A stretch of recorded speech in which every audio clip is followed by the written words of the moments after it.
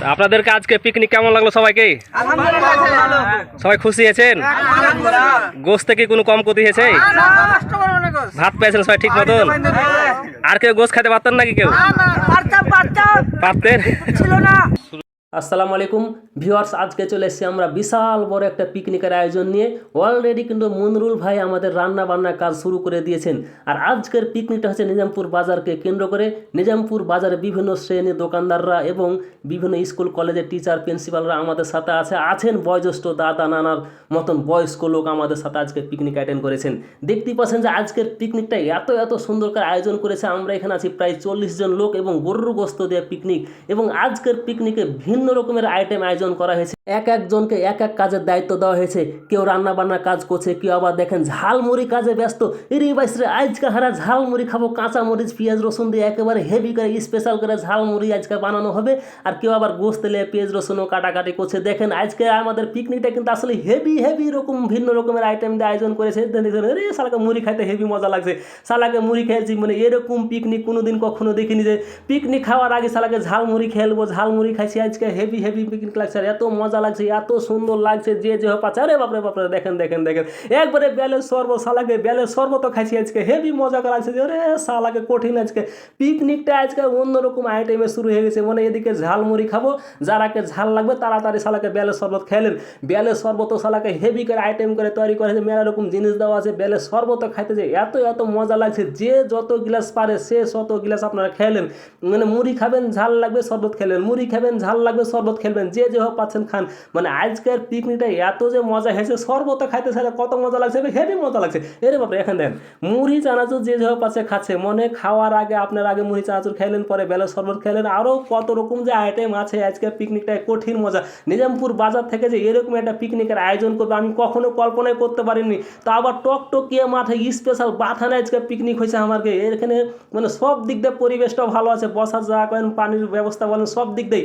এদিকে দেখেন গোস্তকেও কিন্তু অলরেডি মনুল ভাই কিন্তু গোস্তকে ভালো করে ধুইছে, কারণ ভালো করে না ধুলে তো খাইতে ভালো লাগবে না। ভালো করে ধুইছে, ভালো করে ধুয়েলেন ভাই, যে হয়ে পারে। দেখছেন আমার দাদার মতন বয়স লোক সবাই এখানে চলে এসেছে। দেখেন সব যে যেখানে পাচ্ছে বসে খাইছে। কেউ আবার একটা কাজ করছে, কেউ আবার মুড়ি চানাচুর মাখছে, কেউ আবার পেঁয়াজ রসুন কাটছে, কেউ আবার রান্না কাজে ব্যস্ত। দেখেন অলরেডি কিন্তু ভাত কিন্তু ফুটতে লেগেছে, ভাত কিন্তু হয় একটা অবস্থা। এদিকে একজনে জাল দিয়েছে। দেখছেন আজকে পিকনিকটা এত মজা লাগছে যে ভাই, ওরে বাপরে। মোট আমরা 40 জন আছি, আর 40 জনাতে যে গরুর গোস্ত একজনে গরুর গোস্ত ভাগই আছে, 3 প্রকারের গোস্ত খাবো একজনে। দেখেন ভাত কিন্তু হার অলরেডি কিন্তু হয়ে গেছে, এখন কিন্তু হারা ভাত পাইছিল। আর দেখেন গরুর গোস্ত কত গলা গরুর গোস্ত, টাটকা গরুর গোস্ত শালাকে জবাই করে দিয়েছে আজকে। দেখেন রে কঠিন আজকে হবে পিকনিকটা, যে আজকে যে এত মজা হবে মনে এটা কল্পনার বাইরে। দেখছেন শরবত একজনে 5 গ্লাস 6 গ্লাস 10 গ্লাস করে খেয়েছে, যে যত পাচ্ছেন খান। আর এদিকে কিন্তু অলরেডি এখন গোস্ত রান্না বান্না কাজ শুরু হয়ে গেছে, কারণ আমাদের ভাত রান্না হয়ে গেছে। আর দুপুর হইতে গেছে কিন্তু হার এখন কিন্তু গোস্ত রান্না হয়ে গেলে শালা খাওয়া শুরু করে দেবো। তো ভাত আর কি খাবো, গোস্ত আর কি খাবো। মানে যে বেলে শরবত খেয়েছি আর যে মুড়ি চানাচুর খেয়েছি, মানে আগে পেট লোড হয়ে গেছে। এত যে মজা লাগছে, ওরে একজনের ভাগে 3 পকরে গরুর গোস্ত কে কত খাইতে পারে আজকে দেখে নেবো। হ্যাঁ স্যার কিন্তু হেভি সুন্দর করে রান্না করছে। হ্যাঁ স্যারে কিন্তু হেভি সুন্দর করে রান্না করতে পারে, করছে হেভি সেন্ট লাগছে। রান্না করার আগে পেট ভেসা। দেখেন লোক সব বিভিন্ন জায়গাতে বসে আছে। ওরে কঠিন আজকে মজা হবে। মানে এত ভিন্ন রকম আয়োজন পিকনিকের আমি কখনো কোনো জায়গাতে দেখিনি যে পিকনিক করার আগে ঝালমুড়ি খেলবো, বেলে শরবত খেলবো, আরও কত কিছু কি খেলবো। দেখেন মনুর ভাই কিন্তু সাংবাদিক আছে আমাদের সাথে। কঠিন আজকে মজা, মানে এত মজা লাগবে আজকে পিকনিকে। দেখেন সবাই কিন্তু দেখেন অলরেডি কিন্তু বাটি শুরু করে। বাটি কত বড় যে, ওরে বাপরে বিশাল বড় বাটি। মানে গরুর গোস্ত আনবে 1 কেজি করে। দেখেন বিশাল বড় বাটি গোস্ত মনে ভাগ করা শুরু করে দিয়েছে।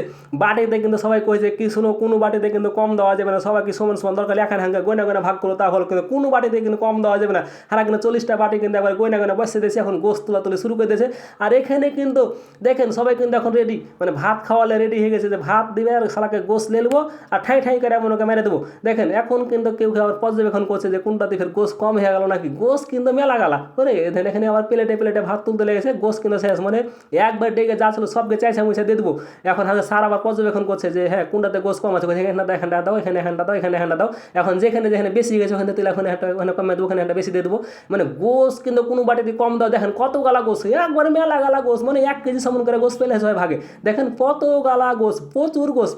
তারপর আবার পর্যবেক্ষণ করা হচ্ছে যে কোনখানে কম পড়ে গেছে নাকি, আবার কইছে এখানটা ওখানে কম পড়ে গেছে, এখানে বেশি করে দিয়ে দাও। হ্যাঁ, মানে গোস কিন্তু কম দেওয়ার জন্য আবার একাজনে এক রকম বাড়ি দিয়েছে, ওখানে এখানে কম, ওখানে এখানটা কম, ওখানে এখানটা কম, মানে সব গলাতে কিন্তু সমান সমান দিতে হয়, কেউ যেন কম না পায় আবার কেউ যেন বেশিও না পায়। এরা কিন্তু ভাত লেছে এখন গোস লেওয়ার লেখালেখি মানে অপেক্ষা করছে, কি আবার টার্গেট করছে যে কোনটা বাটিতে বেশি আছে সেটা সাই করে হাঁটবো মনে করেন যে। হ্যাঁ, মানে বাটি করা হওয়া মাত্র এখন কিন্তু আরো হয়ে গেছে, এখন খাওয়া শুরু করে দিয়েছি। এর পাশে কঠিন মজা লাগছে, খাইতে যত স্বাদ হয়েছে গরুর গোস্ত সেই স্বাদ লাগে, সাথে আছে কিন্তু এই ধান দেখছেন রে বাপরে, দেখেন গরুর গোস্ত খাইতে কত মজা লাগছে, পিকনিকটা কিন্তু হেভি মজা লাগছে, হেভি টেস্ট হয়েছে।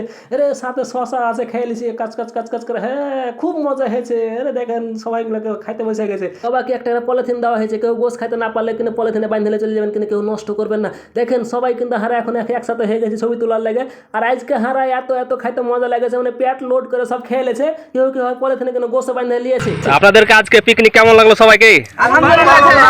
সবাই খুশি আছেন? গোস থেকে কোনো কম ক্ষতি হয়েছে? ভাত পেয়েছেন সবাই ঠিক মতন? আর কেউ গোস খেতে পারতেন নাকি? কেউ পারতেন?